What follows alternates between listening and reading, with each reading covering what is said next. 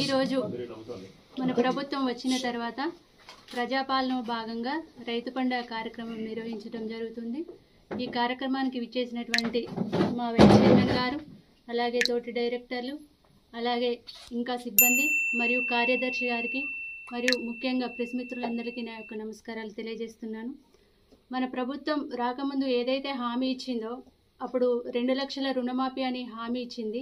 మన ప్రభుత్వం ఏర్పడ్డ తర్వాత తొలిసారిగా మనకు రైతులకు 18,000 కోట్ల రూపాయలు 22,22,000 మంది రైతులకి ఏకకాలంలో రైతు రుణమాఫీ చేసినందుకు మా రైతుల పక్షాన మా సిబ్బంది మొత్తం మేము రేవంత్ రెడ్డి గారికి మరియు తుమ్మల నాగేశ్వరరావు గారికి ధన్యవాదాలు తెలియజేస్తున్నాము.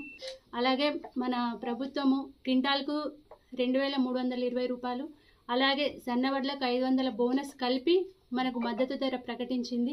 ఈ మద్దతు ధర ప్రకటించిన ప్రకారము మన దగ్గర 37 కొనుగోలు కేంద్రాలు ఉన్నాయి. 37 కేంద్రాల్లో ఇప్పటి వరకు దాదాపుగా గత ప్రభుత్వం చూసినట్టయితే 2,55,000 క్వింటాల వరిధాన్యం కొనుగోలు చేసింది. కానీ మన ప్రభుత్వం వచ్చిన తర్వాత 2,40,000 క్వింటాల ధాన్యం కొనుగోలు చేసింది. ఇంకా 20% అంటే దాదాపు ఒక 50,000 క్వింటాల ధాన్యం కొనుగోలు చేయాల్సి ఉంది. దాదాపు ఇప్పటికీ 37 కేంద్రాల్లో 9 కేంద్రాల్లో వరిధాన్యం పూర్తిగా కంప్లీట్ అయింది. దానిలో ముగింపు కూడా చేసుకోవడం జరిగింది. మిగతా కేంద్రాల్లో ఇంకా కూడా వరిధాన్యం కొనుగోలు సాగుతూ ఉంది. ఇది కూడా త్వరలో కంప్లీట్ అవుతుందని ఆశిస్తున్నాము. అలాగే మనము ఎవరైతే ఇప్పుడు గత ప్రభుత్వం మనల్ని రైతుల్ని ఒక నినాదంతో భయపెట్టింది, ఏంటంటే వరేస్తే ఊరే అన్న మాట రైతుల్ని చాలా తీవ్రంగా భయపెట్టింది.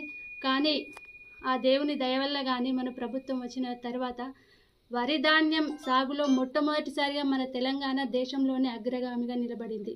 దీనికి మనమందరం కూడా హర్షం వ్యక్తం చేయాలి.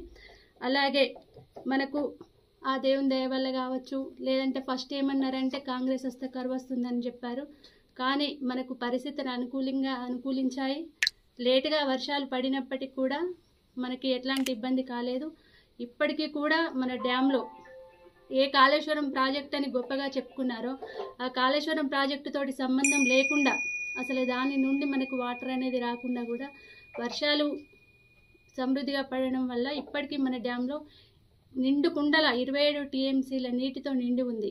ఇది కూడా మన రైతులందరూ హర్షించదగ్గ విషయం. ఎందుకంటే మనకు ఎప్పుడు డ్యామ్ నిండి ఉన్నట్టయితే దాదాపు అడుగు జలాలు దాదాపు సమృద్ధిగా ఉంటాయి.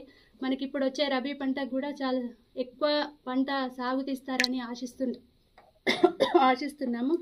అలాగే ప్రజాపాలన భాగంగా ఈ రైతు పండుగ మనకు మహబూబ్ నగర్లో తుమ్మల నాగేశ్వరరావు గారి ఆధ్వర్యంలో నిర్వహించడం జరుగుతుంది. రేపు 30వ తేదీ నాడు 4 గంటలకి రేవంత్ రెడ్డి గారు ముఖ్య అతిథిగా విచ్చేస్తున్నారు. అయితే ఈ 28, 29, 30 ఈ తేదీలో రైతు పండుగ నిర్వహించడం జరిగింది. మనకి ముఖ్య ఉద్దేశం ఏంటి అని అంటే ఎవరైతే యువ రైతులు ఉంటారో వాళ్ళకి ఆధునిక సాంకేతికతో కూడినటువంటి పనిముట్లు అక్కడ మనకి ఎగ్జిబిషన్ నిర్వహించడం జరిగింది.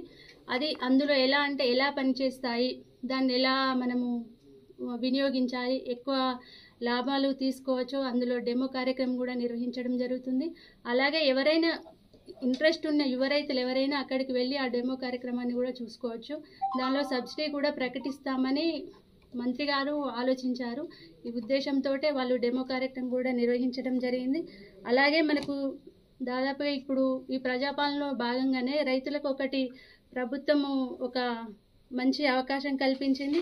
ఎవరైతే గ్రామాలలో ఉంటారో స్థానికంగా ఉన్న వాళ్ళు ఎవరైనా సరే పాడి పరిశ్రమ ప్రోత్సాహకంలో భాగంగా 3 పశువులకి పైన ఉన్న ప్రతి ఒక్కరి అంటే ఎవరైతే అప్లికేషన్ పెట్టుకుంటారో 3 పశువుల పైన ఉన్న వారికి 80,000 రూపాయలతో షెడ్డు నిర్మాణం కూడా మనకు వాళ్ళు ఇస్తామని చెప్పారు. ఇప్పుడు ఈ కార్యక్రమం కూడా కొనసాగుతుంది. 3 పశువులు ఉన్న వాళ్ళైనా సరే, లేదు 20 గొర్రెలు ఉన్న వాళ్ళైనా సరే, లేదు 200 కోళ్ళు ఉన్న వాళ్ళైనా సరే, ఎవరైనా కానీ దీనికి అర్హులైన వారు ప్రతి ఒక్కరు అప్లికేషన్ పెట్టుకోవచ్చు. ఇప్పుడు మేమున్న మెంబర్స్ వచ్చిన తర్వాత మొట్టమొదటిసారిగా కూడా ఇక్కడ ఈ ఏఎంసీ సెంటర్ నుండి వరి ధాన్యం అత్యధికంగా కొనుగోలు చేయడం జరిగింది. దీనిలో సహకరించిన మా తోటి మిత్రులకి, అలాగే స్టాఫ్కి, అలాగే ప్యాక్ సెంటర్ వాళ్ళకి, ముఖ్యంగా మహిళా సంఘాల వాళ్ళకి ప్రతి ఒక్కరికి నా ధన్యవాదాలు తెలియజేస్తున్నాను.